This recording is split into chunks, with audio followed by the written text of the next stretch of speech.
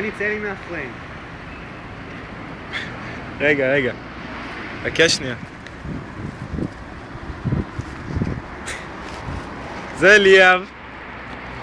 בעוד כמה שנים הוא יהיה ככה באמת. מחוסר עבודה, בלי כסף. וזה הבית היוקרתי שלו. תן לי מבט חושני, אני לא מרגיש את זה ממך. תשדר לי סקסיות, ליאב. אני רוצה להרגיש את זה, כן. כן, ליאב, כן. זהו, מספיק. ליאב, כמה כסף אספת? ליאב, מה עכשיו זה? בוא נערוך את זה בפוטושופ. יש לי 6 שקלים חדשים. הצלחתי לאסוף היום יום עבודה. מני, תעביר אליי. אני רק רוצה להודיע שאנחנו הולכים איתו ברחוב ככה, ומה שיותר מפחיד זה שחוץ מהמגע המוזר הזה שהוא עכשיו עושה איתי, מה שיותר מפחיד זה שהאנשים פה נראים יותר מוזר ממנו והם לא מחופשים. בעיר הזאת מפחידה אותי. יאללה, שיהיה לכם חג שמח. תמיד נשאר אני.